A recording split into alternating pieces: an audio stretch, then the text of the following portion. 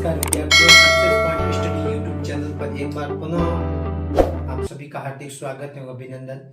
विद्यार्थियों, आज अपन नए टॉपिक को लेकर हाजिर हुए हैं, उसका नाम है गति।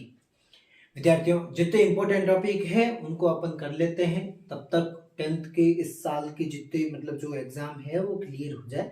उसके बाद में अपन 10th का सिलेबस लेंगे और जो आपका रिक्वायरमेंट रहेगा उस हिसाब से। विद्यार्थियों, एक दो स्टूडेंट मेरे को कह रहे हैं कुछ चीज़ें कि सर 11th क्या करवाओ, सर बायोलॉजी करवाओ, तो कुछ और स्टूडेंट की रिक्वायरमेंट हो उस हिसाब से अपन आगे बढ़ेंगे। ठीक है, आज अपन जो टॉपिक लेकर आए वेरी इंपॉर्टेंट, क्लास 9th के लिए, 10th के लिए और कंपटीशन एग्जाम वनपाल के में भी है, वनपाल वालों के लिए भी है, लैब असिस्टेंट वालों के लिए भी है, कांस्टेबल वालों के लिए भी है। वेरी इंपॉर्टेंट टॉपिक गति, जिसको इंग्लिश में कहा जाता है मोशन। वेरी इंपॉर्टेंट टॉपिक है, ये समझना बहुत जरूरी है। बढ़िया एकदम आराम से समझाऊंगा। 9th और 11th क्लास में जो भी है उनके लिए तो बहुत बढ़िया टॉपिक है, ध्यान से समझना। क्या लिखा है? यदि वस्तु के चारों तरफ के वातावरण के सापेक्ष वस्तु की स्थिति बदल जाती है तो वस्तु में गति होती है। मतलब कहने का मतलब ये है, मोशन क्या होता है? वस्तु की स्थिति के अंदर परिवर्तन। अगर वस्तु की स्थिति के अंदर परिवर्तन हो रहा है, जैसे ये डस्टर है मेरे पास, ठीक है, डस्टर देखा है कभी? ये डस्टर है, यहाँ मैंने रखा, नीचा रखा मैंने, उसके बाद यहाँ उठाया, यहाँ इधर रख दिया, इसको इधर पकड़ लिया, इसको रख लिया, ठीक है। तो इस वस्तु की स्थिति के अंदर परिवर्तन हो रहा है, उसकी स्थिति के अंदर परिवर्तन हो रहा है, इसका मतलब क्या है कि गति हो रही है। जैसे मैं इधर गया, इधर आया वापस, ठीक है, तो मेरी क्या हो रहा है? स्थिति के अंदर परिवर्तन हो रहा है। आप सुबह सुबह देखते हैं कोई भागता है, दौड़ता है, कसरत करता है, बॉडी शॉडी बनाता है ना, तो भाग दौड़ कर रहा है, मतलब उसके अंदर क्या हो रही है? गति हो रही है। कुल मिला के बात यह है कि मोशन क्या होता है? मोशन ये होता है वस्तु की स्थिति के अंदर परिवर्तन हो रहा है, वस्तु द्वारा एक स्थान से दूसरे स्थान तक, किसी वस्तु का एक स्थान से दूसरे स्थान तक जाना गति कहलाता है।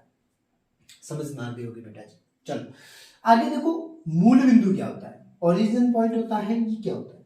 ठीक है, ये है क्या? किसी वस्तु की स्थिति को बताने के लिए हमें एक निर्देश बिंदु की आवश्यकता होती है, जिसे मूल बिंदु कहते हैं।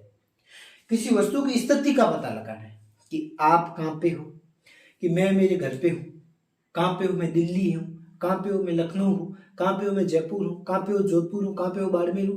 मतलब कहने का मतलब आप अपनी एक स्थिति के बारे में बता रहे हो, आप अपनी एक जगह के बारे में बता रहे हो, वह होती है मूल बिंदु। उसे क्या कहते हैं विद्यार्थियों? मूल बिंदु कहते हैं। मतलब वस्तु की स्थिति का पता लगा है। किसी वस्तु की स्थिति को बताने के लिए एक निर्देश बिंदु की आवश्यकता होती है, उसको क्या कहते हैं?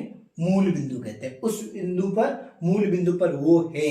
कहां पे हो? संजय सर कहां है? संजय सर अभी क्लास ले रहे हैं। कहां पे ले रहे हैं? अपने स्कूल में ले रहे हैं या फिर सक्सेस पॉइंट स्टडी में ले रहे हैं, मतलब कहीं पे ले रहे हैं, उस स्थान पर है, तो मूल बिंदु के बारे में बता रहे हैं, वही होता है। मतलब एक प्रेजेंट टाइम की स्थिति पॉइंट का बता रहे हैं ना, एक पॉइंट के बारे में बता रहे कि वहां पर होगी, उसे मूल बिंदु कहते हैं। उसके बाद में गति के अंदर कुछ भौतिक अवस्थाएं होती है, फिजिकल स्टेट होता है, कुछ भौतिक अवस्थाएं होती है।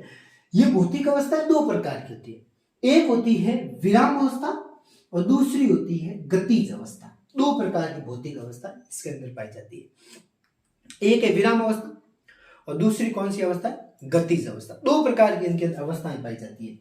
विराम अवस्था क्या होती है? रेस्टिंग स्टेट क्या होता है? विराम अवस्था ना, विराम से आप समझ गए होंगे रुकी हुई अवस्था।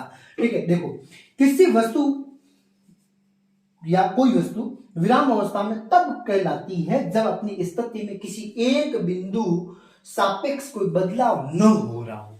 किसी वस्तु में किसी भी प्रकार का कोई बदलाव नहीं हो रहा है, उस वस्तु में किसी भी प्रकार का कोई बदलाव नहीं हो रहा, एक जगह पर रुकी हुई है, एक जगह पर रुकी हुई है, मतलब विराम अवस्था है। सर क्या होगा? खड़ी खड़ी वीडियो रुक गया? नहीं, वीडियो नहीं रुका, मतलब विराम अवस्था के अंदर हुआ। ठीक है, रुकी हुई अवस्था, किसी भी प्रकार का उसके अंदर मूवमेंट नहीं हो रहा है, उसको विराम अवस्था कहते हैं। उसके बाद में गतिज अवस्था, गति से समझ गए होंगे, गति वाली अवस्था।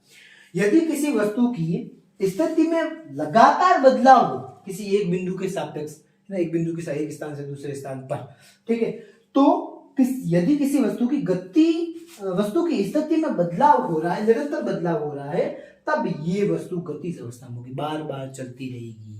ये मेरी गतिज अवस्था है। घूम रहा हूँ, चल रहा हूँ, नाच रहा हूँ, गा रहा हूँ, खा रहा हूँ, पी रहा हूँ, दौड़ रहा हूँ, हंस रहा हूँ। हंसना है, मुंह की गति ये तो होती है। गाड़ियों के अंदर गति होती है, गायों भैंसों कुत्तों बिल्लों लोमड़ों चूरों पाडों सब में गति होती है। मतलब किसी न किसी तरीके से वस्तु की गति होती है।